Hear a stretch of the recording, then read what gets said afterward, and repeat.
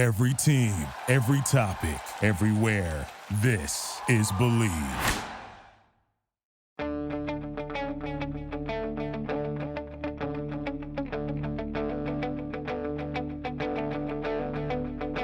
Ich warte seit Wochen auf diesen Tag und tanz vor Freude über den Asphalt.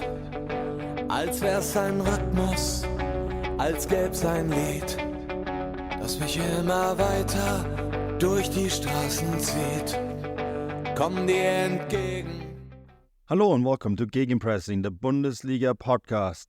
I'm your host Manu. He's Stefan Biankowski, and also now joining us full-time for an undisclosed transfer fee after he was previously on loan with Gegenpressing, Matt Ford. Matt, exciting news. You're full-time now with this. I want to say congrats, but I don't think you know what you gotten yourself into. So how's it going? I mean, it's a free transfer, but I'm looking forward to the bonus payments, which you promised me. Sure. I'm sure they'll come through. I think he's on a Navigator pay per play deal, so we'll see how long it lasts. Hopefully, no dodgy injuries. Yeah, I was just gonna say, I hope your hands are not made out of glass or paper, or there's some English term that Chris Williams always used to use, something that cracks easily. I can't remember, but I hope your constitution is better than Navigator's, Matt. I hope so too. Although I was particularly good on Saturday night in Darmstadt. It was freezing. Yeah, I saw the pictures. It looked cold.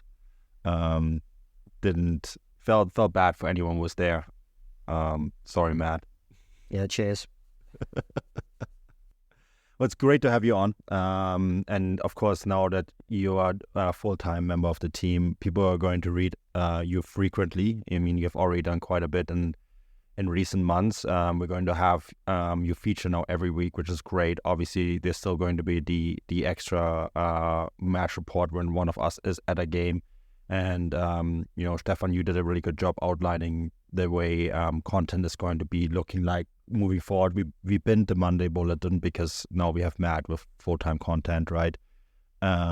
So slightly different going forward. Want to add to that if there is major breaking news, like, we have done in the past, like when I covered Harry Kane on location, for example, or Max Eberl, or it happens to join Bayern Munich, that kind of stuff is going to be still covered with an extra piece of content if it warrants, or if it's big enough of a story. So yeah, not too much change going forward. Most of our full-time subscribers should be used to it. If you are not a subscriber, this might be a good time to do it, guys. This is the free podcast. You get a lot of extra content if you do subscribe. You get 3 articles a week, 2 bonus podcasts on top of that. So go check that out. And Manu, you get this very show without annoying adverts. Oh, speaking of adverts. This episode of the Gegenpressing podcast is brought to you by BetOnline. With the playoffs in full swing and the NBA season in full swing, BetOnline has you covered with all the up-to-second odds, news and scores. With additional odds, lines, trends and info on both desktop and mobile, you can access the world's best wagering information anytime. Head there today to get into the action and see all the updated odds. Remember to use promo code BELIEVE, that is BLEAV, BELIEVE, to receive your 50% welcome bonus on your first deposit. BetOnline, where the game starts. Yeah, let's start with this match day. This is of course the big recap show. We have a lot to discuss. And I'm going to try to do it in chronological order because I've been accused of not always doing that, Stefan. So I'm going to try to be on my best behavior today. And I want to start with the Bayern Hoffenheim game. Stefan, we talked on the previous show that we suspect Bayern will be on their best behavior. The result says they were.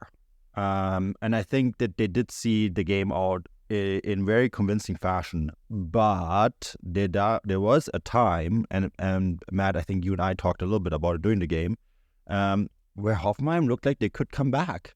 Maximilian Bayer in particular, missing a huge chance. Neuer coming up with a great stop after a corner kick as well when it was still 1-0. Bayern were at the best behavior, honoring Franz Beckenbauer, but I think there was a time when Hoffenheim looked like they could steal this one. Yeah, and I think, like you said, and on paper, it looks like a comfortable, straightforward win for Bayern. And we'll get on to the things that Bayern did well in the set, particularly Musiala. But yeah, you're right. The game could have gone very, very differently had Hoffenheim taken their chances a bit better, been a little bit more clinical, particularly Max Bayer. Actually started quite early. I mean, you're referring to those few minutes in the second half where there were a few chances in quick succession. But I think there was actually I think even before Bayern took the lead, there was an early counter-attack led by Max Bayer, and it ended up with Andrej Kramaric firing a shot pretty wildly over the bar. Thought with a little bit more composure, Hoffenheim could have made a little bit more out of that. Anton Stack also fired a shot over at some point. So it wasn't completely plain sailing for Bayern. And as much as Bayer, he's been impressive this season, but as much as he has missed those chances in the second half, I think credit to Manuel Neuer as well. He spent a lot of time stood around in -6, -7, -8. I don't know how cold it was down in Munich. It looked absolutely bitter. So I think credit to Manuel Neuer to have spent such long periods of the game doing very little in those temperatures to then, be in a physical situation where he can react the way he did. I mean, particularly 1-on-1 against Kramaric, spreading himself well to save that header from Max Bayer. I thought he really, particularly the half volley that Bayer then glanced off the bar, that really had to be going in, doesn't it? Yeah, the one-on-one, right? He does beat Neuer, but as he said, the ball comes off the bar. Stefan, we talked about players, strikers in the bonus show last week, and who we think is going to score the most goals from the winter break onwards. Harry Kane scores again. That is the most. He equalizes a record by Lewandowski for the most goals at this point of the season, and he can break the record for the first half of the season because they still have that extra game against Union Berlin, right? How do we still feel confident that anyone is actually going to score more goals than Harry Kane in the second half of the season, Stefan? Well, if I'm not mistaken, we did make a point of saying, it's more than likely not going to be anyone except Harry Kane. I mean, obviously Patrick Schick is probably the best one there. We did kind of hedge our bets to an extent. But yeah, look, as we said in the kind of previous show, this is a game in which we thought Bayern were really going to be at their best for the most part. Considering the context of the match, obviously Franz Beckenbauer's unfortunately passing. I do kind of feel like despite all that, it felt like kind of typical Bayern. I think a lot of our subscribers actually talked a lot about this actually in the sense that, they went through the motions. Individual players stood out, Musiala in particular in that game. Obviously Harry Kane needed just kind of half a chance on the edge of the box. He turns and he just kind of taps it or fires into the back of net. That's kind of what we expect of him, and what we always have expected of him.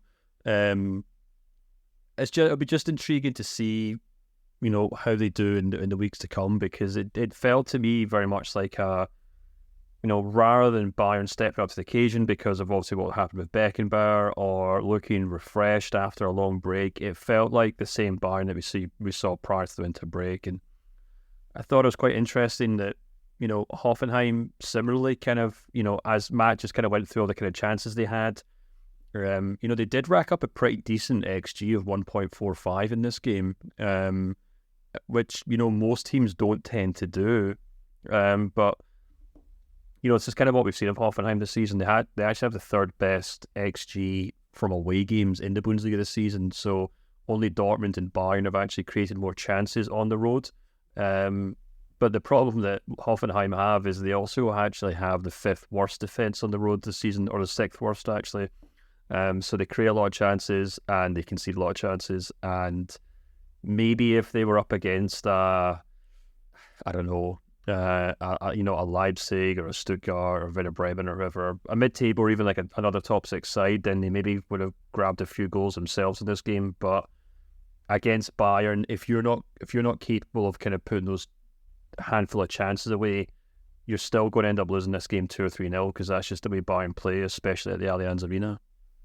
Especially when you've got Musiala on that sort of form, he really was good. I mean, don't know how often we say. I heard somewhere actually he's already made 100 Bundesliga appearances, I think, for Bayern, or even more. Which I can't remember if we ever heard it, but it certainly made me think twice. 100, surely not, especially because the comparison that was made was with Christian Streich and Bundesliga games that he's coached, and obviously it is a lot more, but it's not as many more as many more as you'd perhaps think. But Musiala has been, obviously has been around for perhaps longer than we think, and despite his still pretty young years, he's still going from strength to strength. Fantastic on Friday night. I think was his 101th Bundesliga game. 101 Bundesliga games, and even if you then add other competitions as well, even 144. More.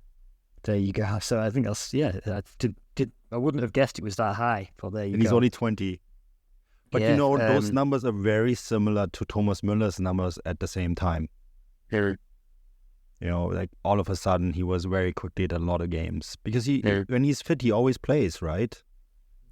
And why not when he's pulling off moments like that little the turn that he pulls off in the box just before the first goal. It's absolutely rapid. It's a fantastic turn. I mean, perhaps Baumann should do better with the shot, but he's hit it so powerfully. Really, really impressive. Yeah. Well, he's already on his third Bayern coach, if I'm not mistaken.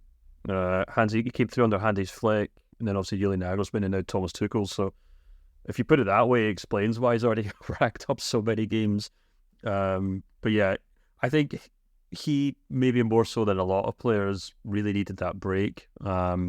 He has looked a little jaded for some time now at Bayern because he was just so overplayed last season. Even going back to Hansi Flick, actually, where he just kind of popped up out of nowhere and suddenly became the answer to all of Bayern's problems. But, he's still averaging, I think, 0.85 goals and assists per 90, which it's a little bit down on last season's 0.9, but it's still really, obviously, incredibly impressive. But, Manu, we kind of talked about this on that kind of show where we're talking about who could be the top goal scorers in the Rückrunde. And,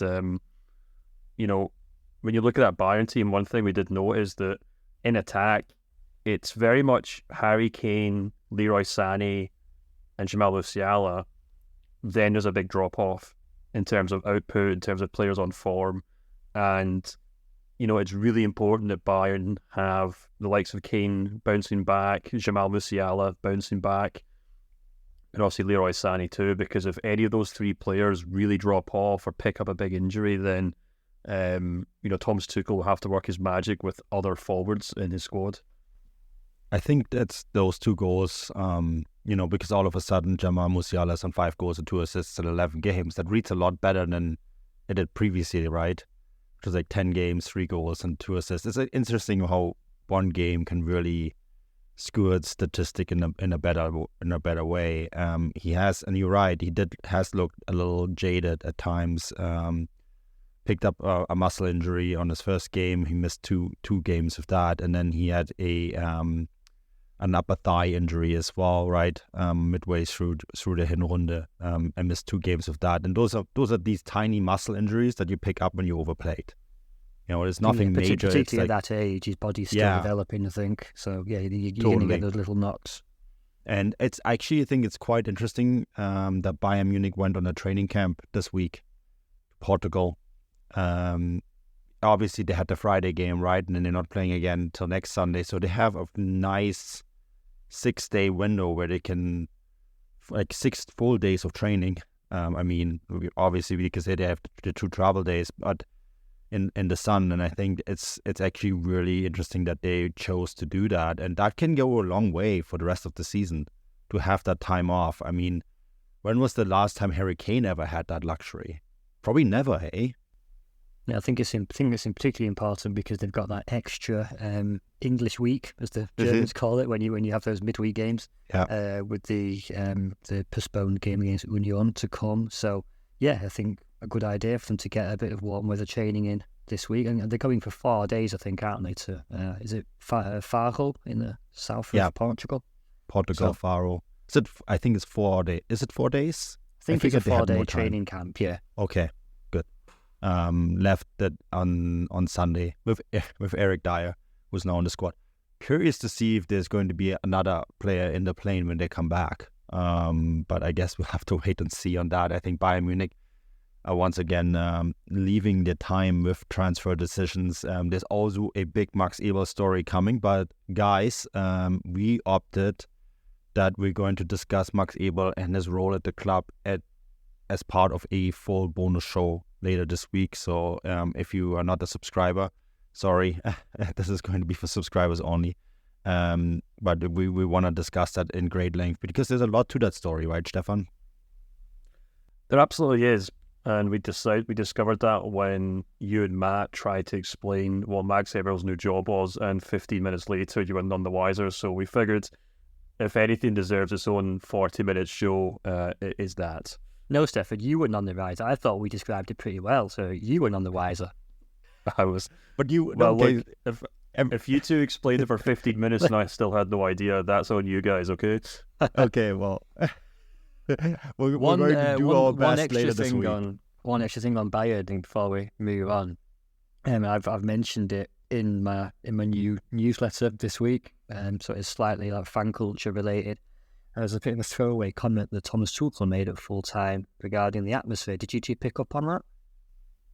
No, I did see that there was a banner about the multi-club organization that Bayern is becoming. Well, yeah, there's that. I mean, Tuchel's comments weren't related to that, and there is that though. That's also you can read about that in the newsletter as well. Bayern's tentative steps into multi-club ownership.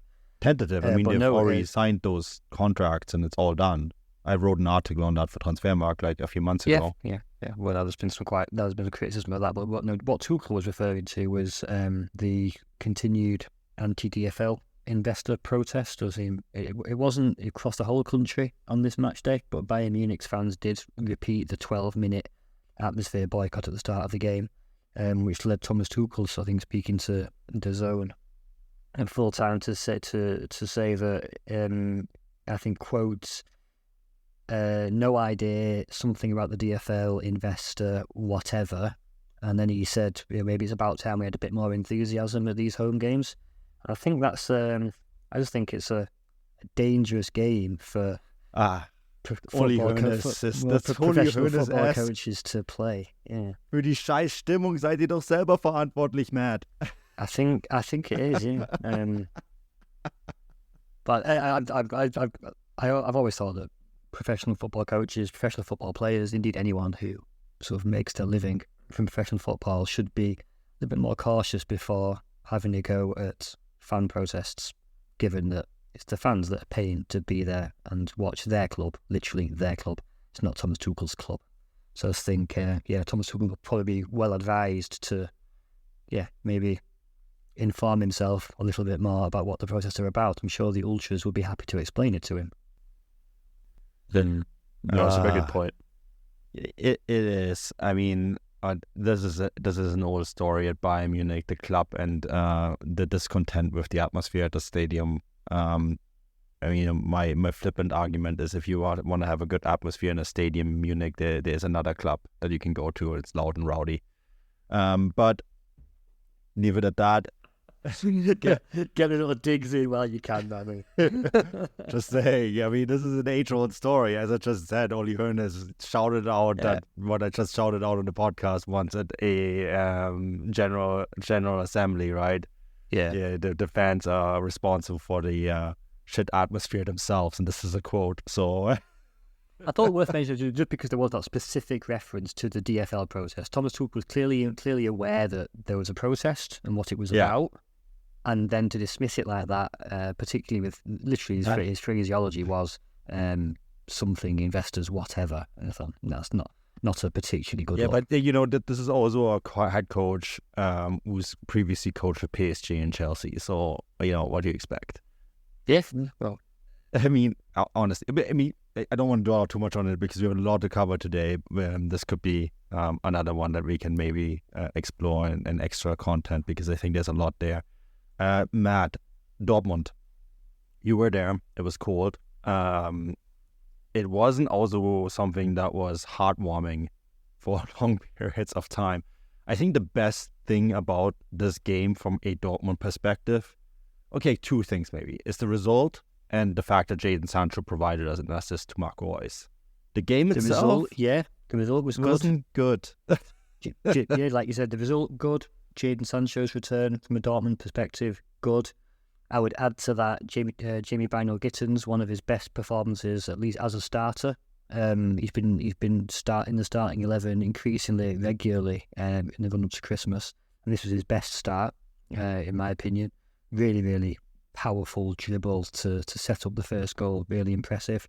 And Ian Maatsen, obviously newly signed on loan from Chelsea, starting at left back and slipped into that role as if he'd been playing for Borussia Dortmund for 5 years. Yeah, I thought he was good. Really, really solid addition.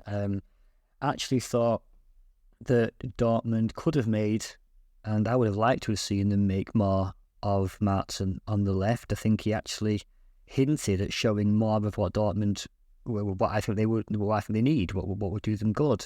One particular moment sticks in my mind, I noticed at the time. Marcel Sabitzer picks up the ball in midfield and Maatsen makes the run down the left. And yeah, it's a fairly risky pass, I suppose, but Sabitzer can attempt that through ball in between, centre back and full back to play in Maatsen who's running in there. But rather than going for that, he actually puts his foot on the ball and with his hands physically beckons to Maatsen to come back. And I just thought, once again, it took all the pace out of Dortmund game. There wasn't any in it anyway, and there's Maatsen trying to inject a bit, trying to do something with the game, and Sabitzer sort of dragged him back. I thought that was quite telling, quite frustrating, but very much summed up how Borussia Dortmund played. I think I wrote as much in the full-time points that ultimately the 3-0 win to start off the year away at Darmstadt. It looks fantastic, and it's 3 welcome points, and it looked particularly good given that RB Leipzig lost, so they've closed the gap there as well. And Stuttgart too, right? Stuttgart too, but it really wasn't good. It was very much of the same. It was slow, it was sloppy, there was no idea. Apart from Jamie Bino-Gittens setting up that goal for Julian Brandt, there were no other accents being put on the game by any Dortmund players. If you can look at another positive second half, it's that Edin Terzic's substitutions have once again had a desired effect, and that in itself is obviously a good thing. We've seen that on loads of occasions now from Edin Terzic, and he's made no bones about it himself. He makes a point most weeks of saying how we have a squad and we like having these impact players off the bench, and one of them is Yusuf Moukoko. Does that a lot. He did it again. I was going to ask you about him. I'm glad you're bringing it up. Yeah, well, he was impressive. He scored a good goal, although the game was over by that point. But he's done what he's done on so many occasions, and then it says a lot and speaks for Terzic's substitutions that it's Marco Reus and Jadon Sancho who have combined for the second goal. That was the most important goal, probably really finished the game off. But yeah, whether impact subs constantly week after week is a sustainable way forward long term, I have my doubts, and I think that we have to see improvement in lots of other areas. Stefan, we talked about strikers and how they might perform for the second half of the season, and neither one of us in this podcast mentioned Niklas Füllkrug. And I thought that he had again another performance where I'm like, why is Moukoko sitting on the bench? Matt, don't worry, you can probably add to this as well. But I wonder when the point comes where isn't it more useful to play Moukoko in this lineup rather than having him always come off the bench? when your expensive centre forward up front isn't delivering. Yeah, it's a very fair point. It's not just one expensive forward, it's two actually, if you include Sebastian Haller. Of course, we also have to contextualise Haller's situation, and that's by no means his fault why maybe he's not up to speed. But, and this is the kind of paradoxical thing, and, Matt's absolutely right that the substitutions did well, but for every good substitution, there's kind of usually a baffling selection in the first place from Terzic. And look, this was a pretty easy start to the season for Dortmund. We talked about in the previous show, Darmstadt at home have been pretty dreadful this year.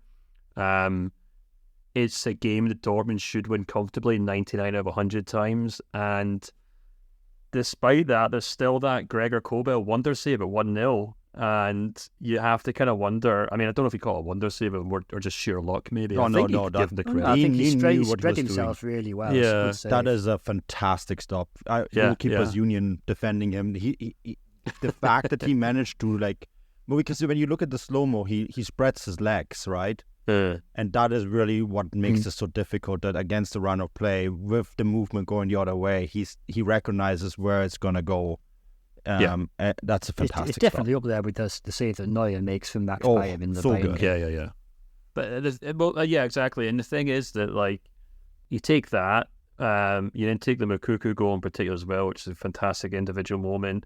Maybe say the same about Julian Brandt's goal, which is, I don't know if that's just also sheer luck or just incredible finesse. But, I said, we were talking about this at the weekend, and all still scratch our heads over his Dortmund performance. And I think the way I described it was that these days under Terzic, Dortmund are 90% vibes, 10% just hoping that the good players do something to win the game. And it still kind of felt like that in this game. And I thought actually Matt's comment about Sabitzer and Maatsen there was really interesting, because I have often thought at times this season that different pockets of this team want to play in different ways. Some want to play faster, some want to play slower, some want to play a high line, some want to play a deep line, and it kind of chimes with this kind of criticism we have of Terzic, that it doesn't really feel like there's any coherent plan. It doesn't feel like everyone's singing from the same hymn sheet in the way that Leverkusen are or Frankfurt are, and that's perhaps a perfect example. I mean, yeah, of course, Maatsen's a new player. Maybe he's not used to the way things are supposed to be done, so you kind of give the... Well, yeah, perhaps that's the way to look at it. But and this is just the overall feeling that I always get when I watch Dortmund. It's a team of individuals. There's no cohesive system that every single player is playing to. Sabitzer's played one way, Emre Can's played one way, Moukoko comes on and does something completely different from what Füllkrug's been doing for the last, 70 or 80 minutes. And at no point does it feel like Terzic is in control of any of that. But they won, and I'm sure if any Dortmund fan is still listening to this after we just tore them apart for winning 3-0, should probably say... But it really does put you in a difficult position. I mean, all of us as journalists were in that position in the mix zone after the game, where I think we spoke to Gregor Kobel, we spoke to Sebastian Kehl, Sporting director, and they know as well, particularly Kehl, it's very difficult to ask him critical questions slagging off the performance when he's literally just overseen a 3-0 win. It is difficult to criticise, but I think we have to. We've seen it. I think you have to put it into context, right? It's a good 3-0 win against an opponent that is the worst in the Bundesliga, and for large parts of that game, it wasn't good. It wasn't a good performance. And I was surprised at one just before half time. Sat next to a colleague in the press box. He pointed out that Darmstadt have. He's quite surprised that Darmstadt have had 55% possession. I was surprised too, but only because I thought that value was low. I thought such had been Darmstadt's control of the ball. I thought they would have had much more than 55% possession. Admittedly, they didn't really do much with it, but that's why they're Darmstadt on the bottom of the league. And I mean, of course, if you're one of the top teams, you have one of the best goalkeepers, maybe the best goalkeeper in the league, right? In Kobel. So of course you hope that he produces a stop like that. But him making that save isn't a given.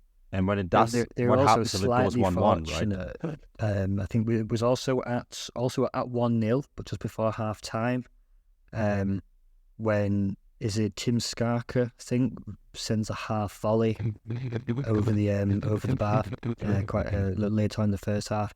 Again, it's not the easiest chance to take, but you really would think if he hits the target with that, I don't think Kobel saves it, and then Darmstadt have got their goal.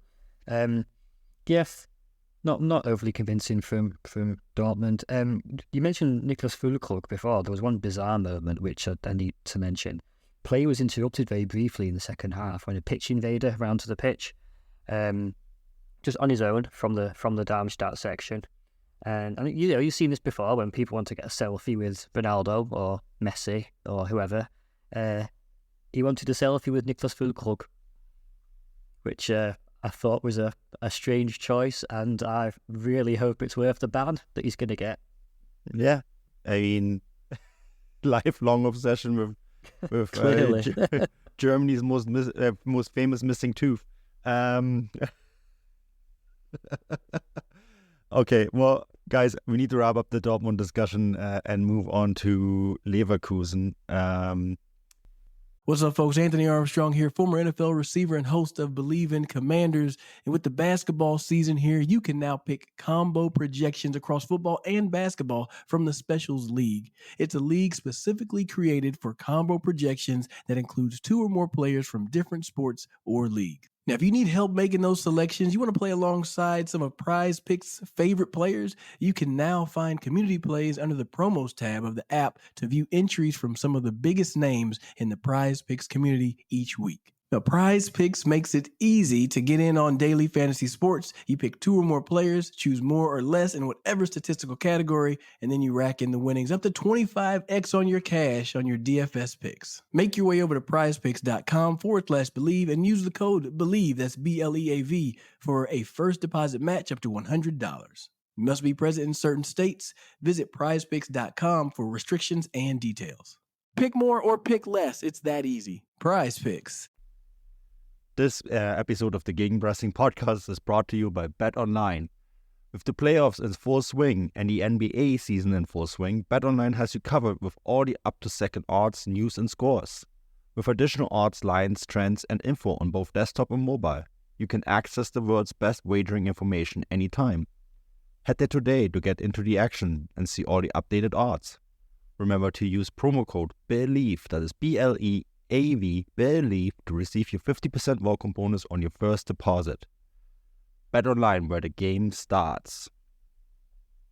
They played on what I call the pitch where lots of championship dreams go to die in Augsburg. And with that, I mean really just Borussia Dortmund dropping needless points almost every year. It looked like for a very long time that despite Leverkusen's dominance in this game, they will drop 2 points here. And we all know how tight the championship race is. We all know the pace that Bayern Munich and Leverkusen are setting at the top of the table. It's breathless. It's really, really amazing stuff when you think about it. So dropping 2 points in Augsburg is really something you cannot afford right now. And it looked like they would until Alejandro Grimaldo. And this is a stunning goal. What was it, 92nd, 93rd minute? Very, very late, scores the winner. And that's, I was thinking was it Palacios? Sorry, of course, Ezequiel Palacios. Yeah, short Latinos. I apologize. Ronaldo had about no very long-range efforts in the game, which were also by Darm, but Palacios with the winner. It is the sort of performance where I think that is the sort of game that Bayern Munich usually wins.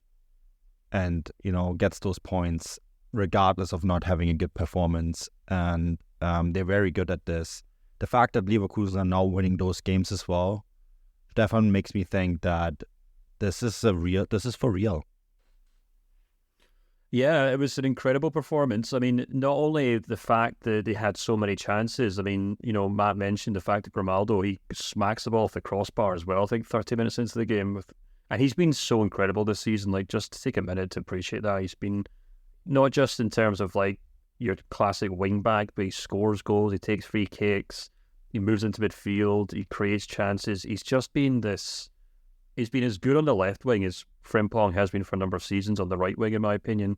and it has added a whole new layer to that kind of Leverkusen attack. And it's kind of what we've come to expect from Leverkusen now. It's a team performance that they don't change things at all. They don't panic. They keep going through the methods, and they just keep breaking teams down. And I mean, I know Augsburg had a few half chances when they kind of tried to break, and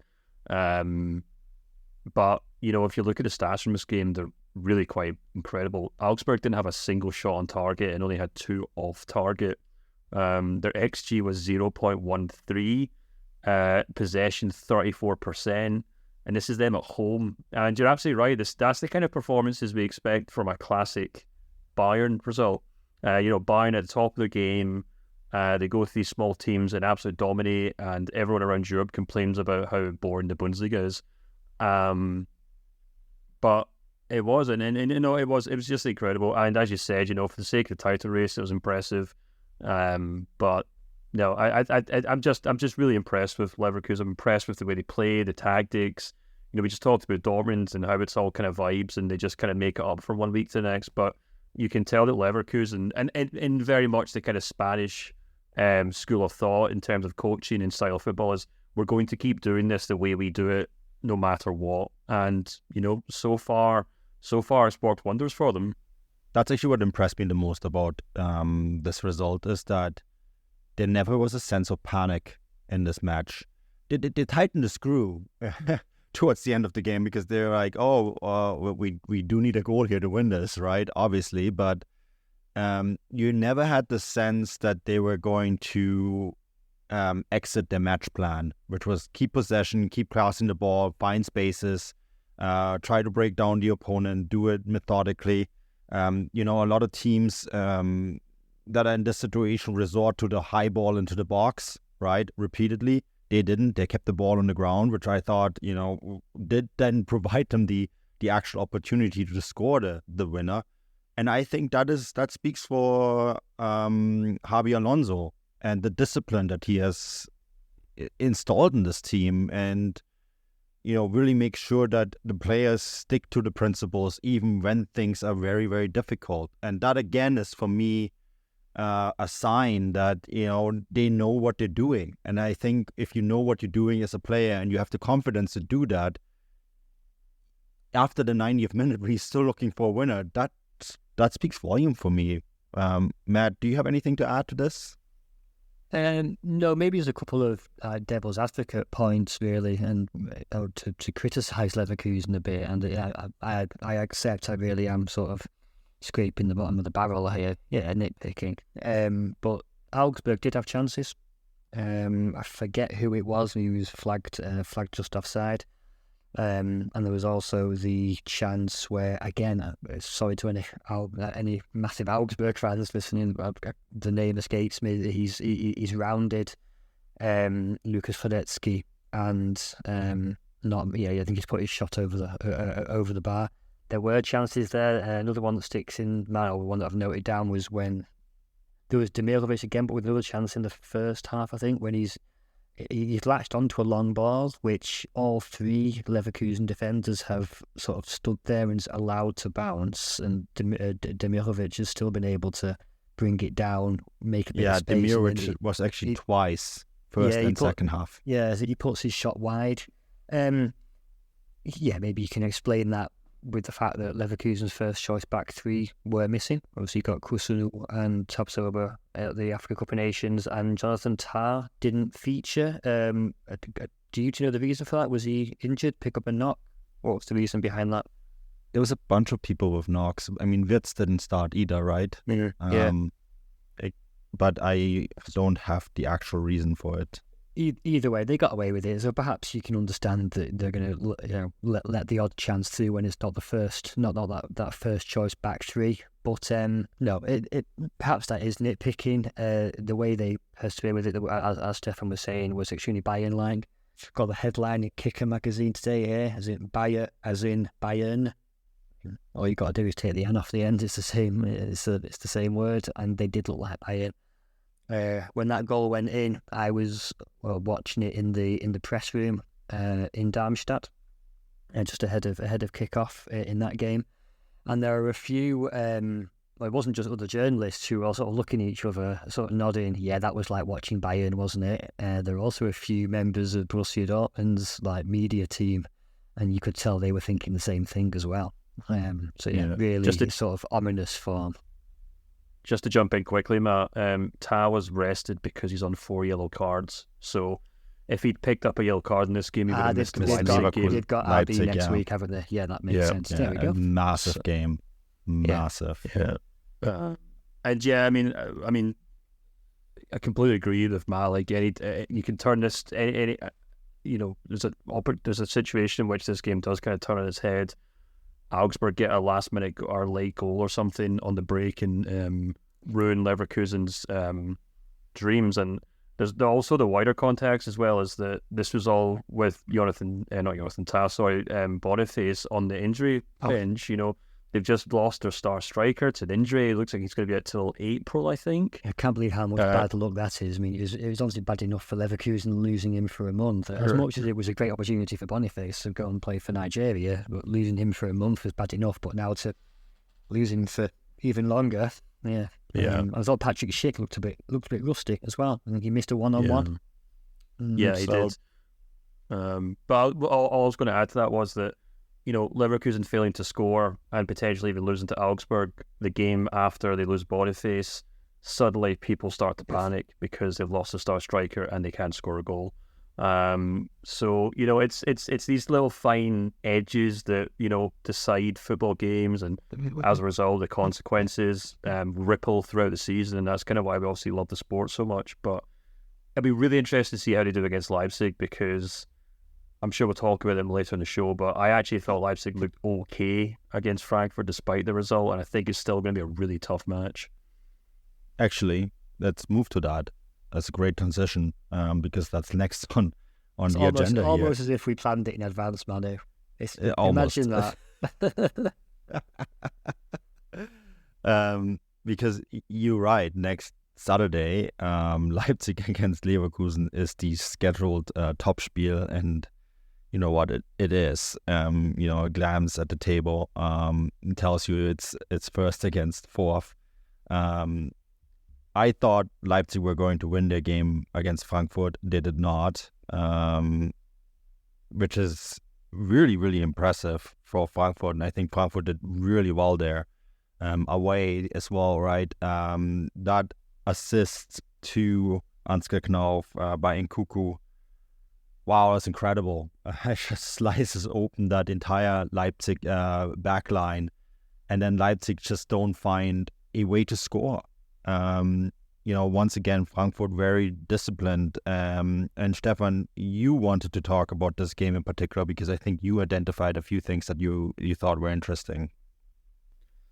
Yeah, I mean, well, I wanted to talk about it because I watched it, and I might as well make use of that. But yeah, it was an interesting game. I think I described it, to subscribers in our live chat on Substack as, the definition of a smash and grab, because it was Frankfurt's only shot on target for the entire match, and they then obviously just bunkered down and waited, defended, sometimes heroically, sometimes fortunately, and much like, I don't know, actually, much like maybe the Leverkusen game where, they huffed and puffed, and then they've, actually the opposite, I suppose, where we said, these things could be decided on a knife edge, that Leverkusen got the breakthrough and Leipzig just didn't. But, I feel like if you'd played this game another 99 times, Leipzig probably win it 2 or 3-0, to be perfectly honest with you. The Frankfurt goal was incredible, and Nkunku will probably never recreate another assist like that for the rest of his career. It was, I'm trying to think of who it reminded me of, maybe like really old-fashioned, like Man United era David Beckham, perhaps. Maybe Matt can maybe think of a moment where it's just the way he manages to curl it round the entire defence and pull everyone out of position. And also Canal's quite happy to tap it home. But the two things that really stood out to me in this game, where, there was, for Frankfurt, there was Mario Götze, who I've actually wrote my newsletter on this week because I was just really impressed with the way he just kind of floats through these games, and we all know what Götze can do. Attacking sense. He's a very tidy player. He's a very technical player. But over the course of the last kind of year, and especially this season under Top Muller, he's turned into more of a defensive player actually, and kind of highlighted in my newsletter. But his defensive stats are actually quite impressive. In terms of he knows how to intercept, he knows how to block, he knows how to get in the way of other playmakers, and alongside Larson, who's obviously a very, very young player who's, full of energy, but perhaps lacks the experience to know where to stand, know how to press properly, how to counter-attack and things. They make quite a good partnership. And, amongst the frustration of that entire Leipzig team, I found it quite nice just watching Götze almost just dance through them. Never seemed to put a foot wrong, never seemed to be pressured on the ball. And that was really nice. On the flip side, you then had his opposite number, Xavi Simons, who was like a man possessed, trying to turn his game around. And I know we've mentioned it before, but it's just really quite incredible how quickly he has just grabbed this Leipzig team by the scruff of the neck and said, I'm in charge now, and this is my team, and you're all going to do what I tell you. And not in an aggressive way, but just because of his sheer talent. And that obviously works really well when it works, but in games like this, Leipzig sometimes look a little bit like a one team or a one trick pony, where they have a lot of attacking players in Openda and Sesko, and they have a lot of runners in your Campos and your Schlagers and your Baumgartners, and obviously both fullbacks are just bombing down each wing. But that entire system is relied on Xavi Simons kind of threading that needle, and if you can kind of put a man on him or he has an off game, the whole system kind of begins to break down.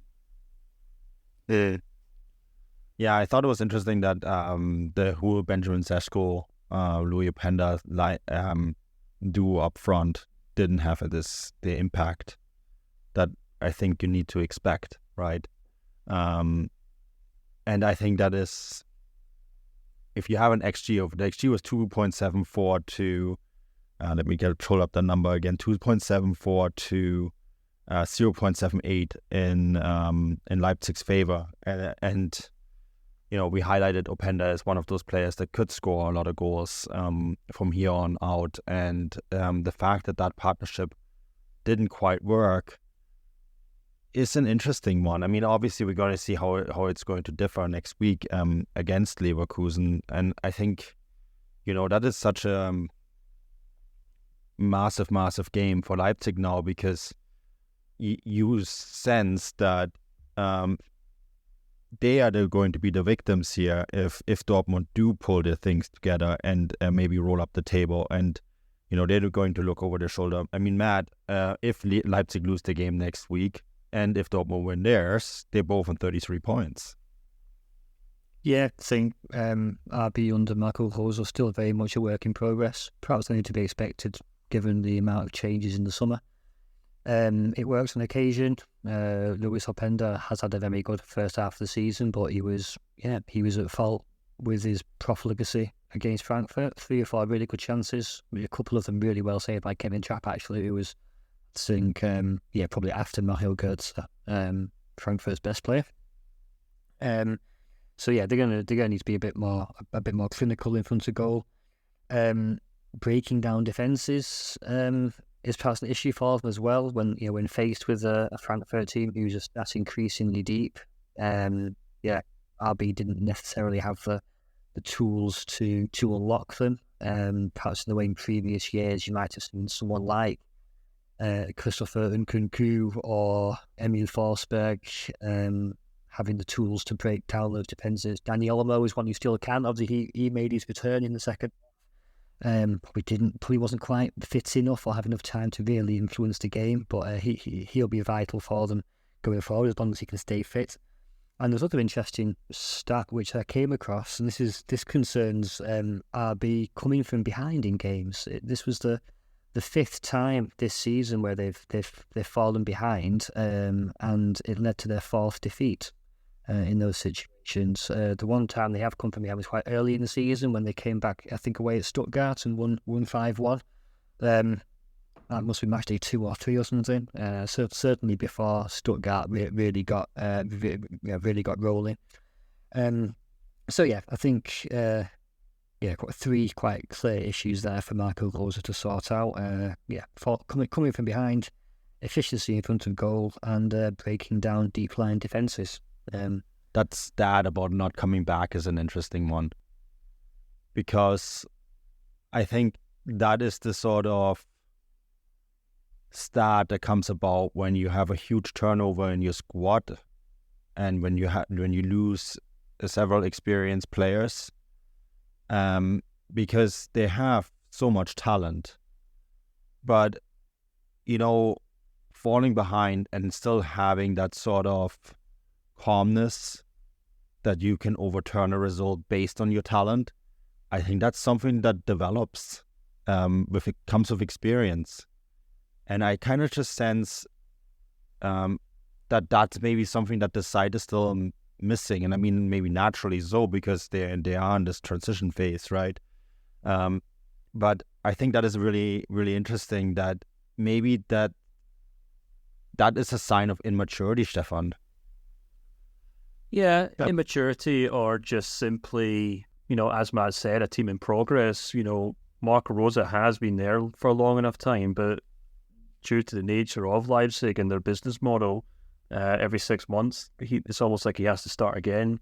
And, he knew exactly what that meant when he took the job, so you can only have so much sympathy for him. But I think, that kind of work in progress, or the fact that they aren't quite clicking together, was perfectly illustrated through the way that Openda and Sesko really kind of struggled to play off one another. There's definitely a moment, and I think it was the first half, where Openda's kind of runs down the right-hand side of the box, and he cuts it back to Sesko as a counter-attack, and instead of just kind of finessing it to him, he just fires it right at Sesko, and Sesko completely mishits it because he wasn't expecting it that hard.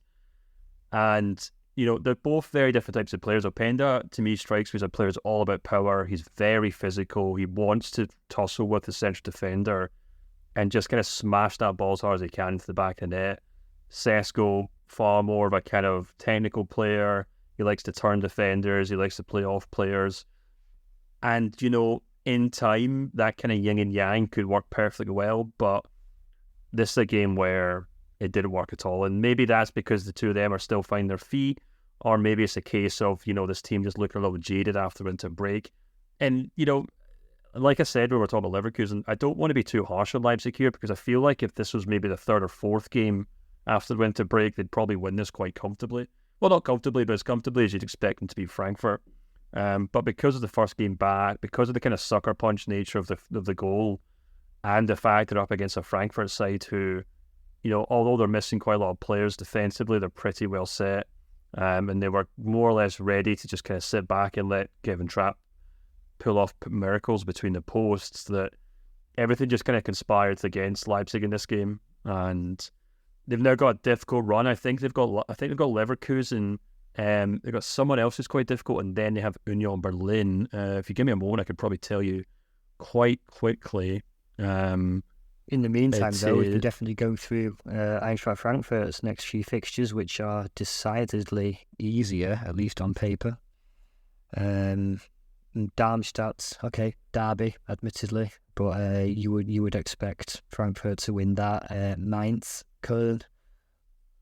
Mainz, yeah, okay, interesting. Maybe you have to speak to some people in Hessen to see to what extent those two fixtures. Really, it's a derby for Mainz, and it's definitely a derby for Darmstadt. Their fans made that quite clear against Dortmund, and they were looking forward to the game against Frankfurt. Köln, and then Bochum. So yeah, they've made good signings too. I think particularly in Sasha Kalajdzic and potentially in Donny van der Beek. Although also had a difficult couple of years at United, not the only one. I think, as we've discussed.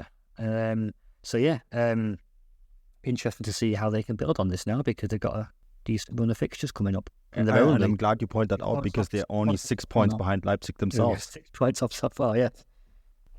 Yeah. Just to jump in now, there, guys, Leipzig have Leverkusen, Stuttgart, Union Berlin, and then away to Augsburg before they then play the first leg of the Real Madrid game. well, Real Madrid tie against Real Madrid.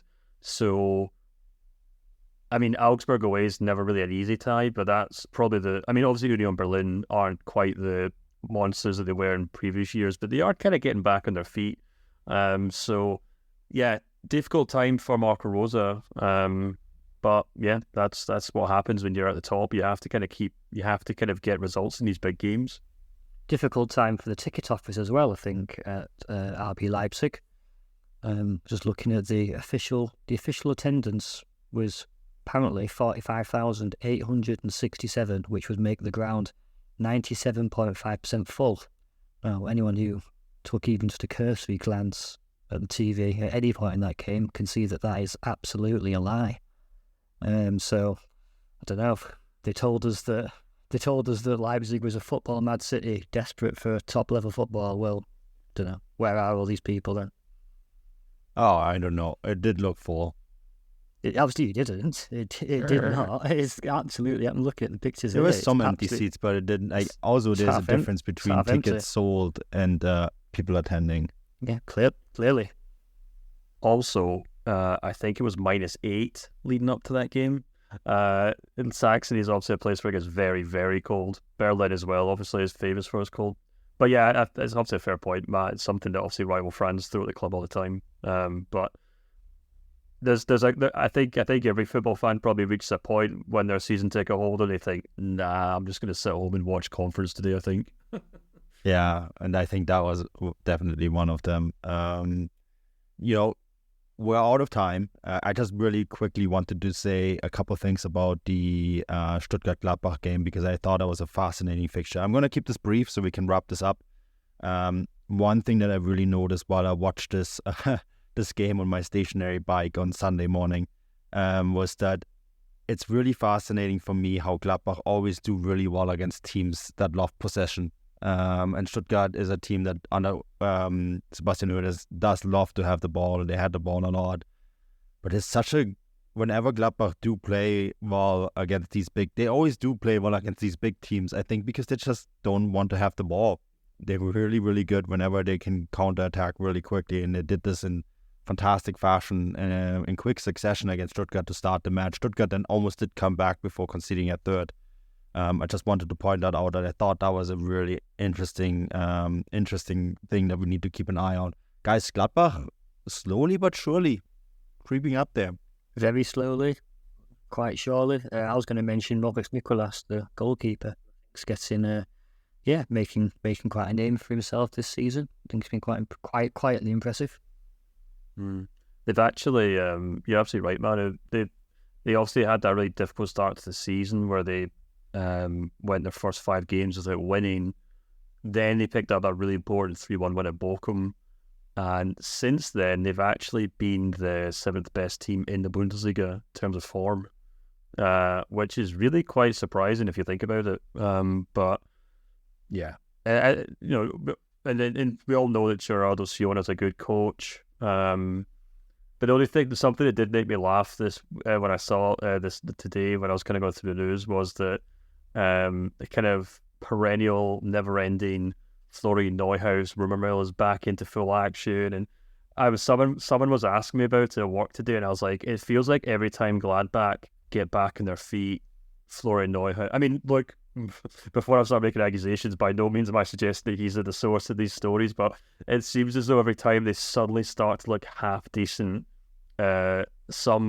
somewhere in the internet, someone pushes a button and the internet is just awash with Florian Neuhaus transfer stories.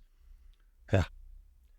No, absolutely. I think he's the never-ending transfer story. It's kind of like how Julian Brandt for what feels like a decade now was linked to Arsenal.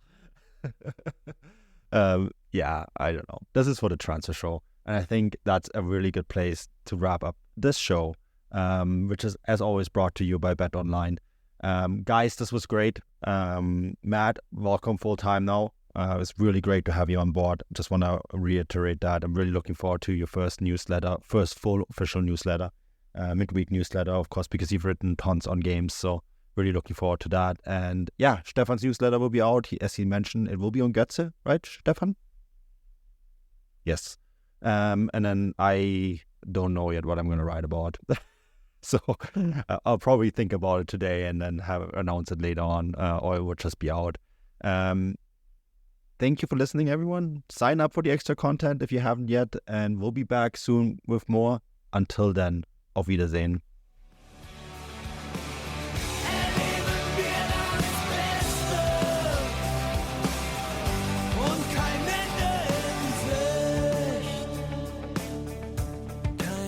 In Sicht.